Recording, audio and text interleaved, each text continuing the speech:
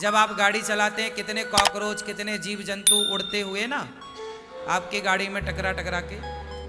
जब आप रोटी बनाते हैं, पहले के ज़माने में चूल्हा था, लकड़ी और ओपलों का प्रयोग होता था, कंडों का, तो उस लकड़ी ओपलों में कितने चींटियाँ और छोटे छोटे जीव जंतु हम नहीं देख पाते थे, वो जल जाते थे।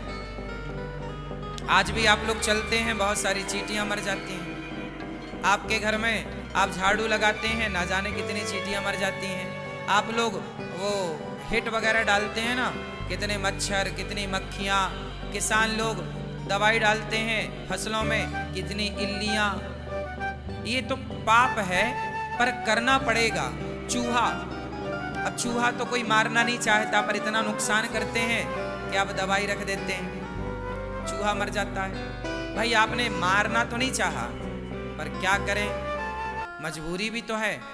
किसान इल्ली को मारना नहीं चाहता, पर मजबूरी है कि वो फसल में दवाई ना डाले तो फसल ही नहीं होगी, सारी फसल इल्ली खा जाएगी। हाँ या ना? तो ये देखो, हम चाह नहीं रहे हैं, लेकिन हमसे पाप हो रहा है। हाँ या ना? बोलो हाँ या ना? अब जैसे गांव की बूढ़ी बूढ़ी मैया बच्चों को बिठा लेती हैं पास में और जुए निकालने लगती हैं, और निकाला जुआ लखा टिक टिक, हाँ, चट्ट चट्ट कर देती हैं। मैया आप मारती हो ना जुआ? हाँ या ना? बच्चों के सिर का निकाला जुआ, चट। अब क्या है ये? सही है, वो है तो पाप ही, लेकिन मजबूरी है, करना पड़ेगा। क्यों?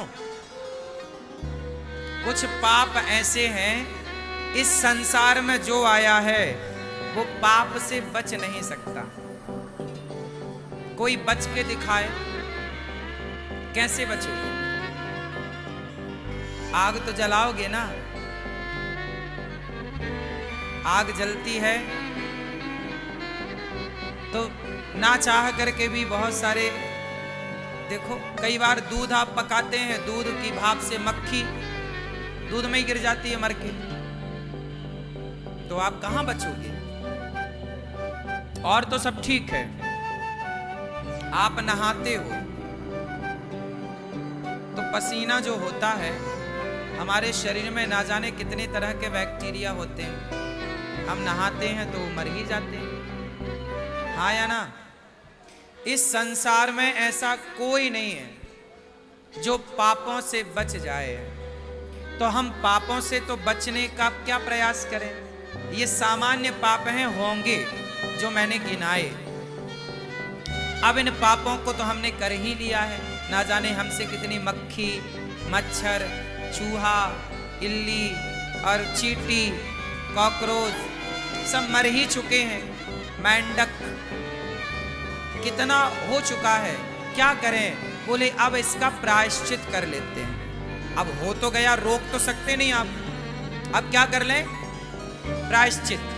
क्या कर लें? बोलो, प्रायश्चित कर लें। तो इस सारे पाप का प्रायश्चित क्या है? बोले जब आप भागवत सुनते हैं तो आपके जीवन में ये सारे छोटे मोटे जो पाप हैं, उन पापों से आप मुक्त हो जाते हैं। भागवत जी आपको निष्पाप कर देती हैं। अच्छा एक बात बताओ, आप में से कितने लोगों ने नया घर बनाया है अपने जीवन में? कभी जब भी आपने बनाया, अपने लिए घर किस किस ने बनाया? जो बनाए हैं वो हाथ उठाएं।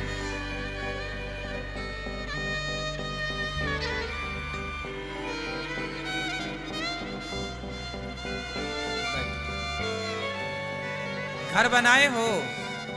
तो जब आप प्लॉट पर घर बनाते हो तो खुदाई होती है ना आपके प्लॉट में। जब आप कोई नया प्लॉट खरीदते हो तो उस प्लॉट में बहुत सारे पेड़ पौधे होते हैं, आप उन्हें छोटे मोटे झाड़ियों को उखाड़ देते हैं। आप वहां खुदाई करते हैं तो ध्यान से देखेंगे बहुत सारी चींटियां होती हैं, जिनका ठिकाना वर्षों से वही था, अब वो घर के लिए जगह आपने ली तो आपने साफ सफाई कराई, और जब साफ सफाई कराई तो ना जाने कितने चूहों का वो घर रहा होगा, ना जाने कितनी चींटियों का वो घर रहा होगा, ना जाने कितने सांपों का घर रहा होगा। वहाँ सांप भी रहते रहे होंगे, लेकिन जब आपने ना जाने कितने वहाँ और जीव जंतु रहते रहे होंगे, फिर आपने क्या किया, जेसीबी चलवाई, वहाँ पे सब कुछ हटवाया, तो बहुत सारे जीव जंतु तो मर गए दब के। खुदाई हुई तो वो घर से हो गए बेघर, कहाँ जाएं, बहुत सारी चींटियां मर गई। इसलिए जब घर बनाते हो ना तो सबसे पहले आप क्या करते हो, भूमि पूजन। क्यों करते हैं भूमि पूजन? घर बनाने के पहले क्या होता है, बोलो बोलो, भूमि पूजन क्यों होता है?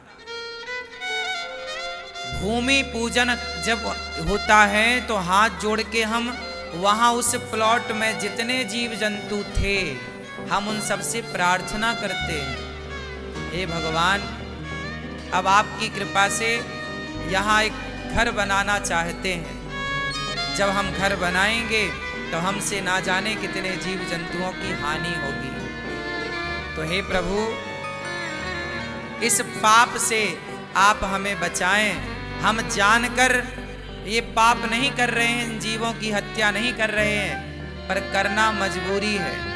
अब चींटियों से आप कह तो नहीं सकते कि चलो चींटी खाली करो, हम जेसीबी ला रहे हैं, ए चूहा भाई साहब चलो खाली करो, तो हम यहाँ घर बना रहे हैं। आप तो सीधा जेसीबी घुसा देंगे, काम स्टार्ट कर देंगे, खुदाई स्टार्ट हो जाएगी, जिससे वो जीव जंतु निश्चित मर ही जाएंगे, हाँ या ना? तो उस पाप से बचने के लिए हम शुरू में क्या करते हैं, पूजा करते हैं। इसलिए हमारे यहाँ एक परंपरा है चींटियों को दाना डालने की। जिस घर में आप रहते हो, आपसे पहले उस घर में, उस प्लॉट में चींटियों का बसेरा था, हाँ या ना? चींटी मतलब हर छोटे जीव जंतु को आप चींटी मान लो, केवल चींटी नहीं, और भी चींटी की तरह दिखने और चलने वाले, रेंगने वाले। इसलिए हम सनातनियों ने क्या कहा कि चींटी हमने तुम्हारा घर उजाड़ा है, हमने तुम्हारे घर में अपना घर बनाया है, लेकिन याद रखना हम सदा तुम्हारी संतान को, तुम्हें जीवन भर पहले खाने से पहले मुट्ठी भर आटा तुम्हारे नाम का निकालते रहेंगे, पहले तुम्हारा पेट भरेंगे फिर हम खाएंगे। इसलिए सनातनियों के घर से मुट्ठी भर आटा चींटियों के नाम से निकाला जाता है। और आप में से बहुत लोग होंगे जो अपने घर के आसपास जो चींटियां, उनके लिए आटा वाटा, कितने लोग चींटियों को आटा वाटा डालते हैं आप में से? मैया आपने डालती हो, गुड़ डाला करो, चींटियों को गुड़ भी, आटा, कुछ मीठा बनाओ, तो आपके आसपास गार्डन होगा, पार्क होगा, कुछ हरा भरा माटी इत्यादि, वहां जरूर डालना, चींटियां वहां होती ही होती। तो पहला हिस्सा चींटियों को, क्योंकि हम उनके घर पर रह रहे हैं, वो पहले प्लॉट में किसका ठिकाना था, चींटियों का। इसलिए हमारे यहाँ जो पाप होता है हम उस पाप के लिए क्षमा मांगते हैं। तो हमसे जो जाने अनजाने में पाप होते हैं, उन सभी पापों से बचने के लिए हम एक भागवत सुनते हैं, और भागवत की कथा सुनने से भगवान प्रसन्न होकर हमसे हुए पाप, जैसे दीपक जलते ही अंधकार नष्ट हो जाता है, ऐसे कथा सुनते ही सारे पाप नष्ट हो जाते हैं, पापों का अंधकार मिट जाता है। किससे? पुण्य के दिया से। इसलिए कहता हूं पुण्य करते रहो। क्या करते रहो? जोर से, पुण्य करते रहो। हमने पाप इतने किए हैं कि वो गिनाए नहीं जा सकते, परंतु पुण्य ऐसे हैं कि आप गिनाते हो कि देखो हमने ये किया, ये किया, ये किया, ये किया। पुण्य गिने जा सकते हैं पर पाप नहीं गिने जा सकते। हाँ या ना? हम पाप करते हैं करोड़ों, तो पाप करोड़ों करके हम रोते नहीं हैं और थोड़े से पुण्य करके प्रसन्न हो जाते। देखो जी, हमने पुण्य किया है। इसलिए पाप जब रोज करते हो तो कोशिश करो कि पुण्य भी रोज हो, अच्छे कार्य भी रोज हो। हाँ या ना? इसलिए हमारे यहाँ चींटी को आटा, गाय को रोटी, कुत्ते को रोटी। अच्छा, कुत्ते को रोटी कुत्ता समझकर नहीं। महाराष्ट्र में एक भक्त हुए हैं नामदेव जी। क्या नाम था दादाजी? क्या नाम था? नामदेव जी। महाराष्ट्र के एक संत भय नामदेव जी। अब एक दिन उन्होंने रोटी बनाई और सर्दियों का समय था। बाहर चूल्हे पर रोटी बनाई आंगन में और रोटी बना के रखी। अंदर घी की कटोरी लेने चले गए कि मैं घी चुपड़ दूं और भगवान जी का भोग लगाऊं। तब तक कुत्ता भाई साहब आए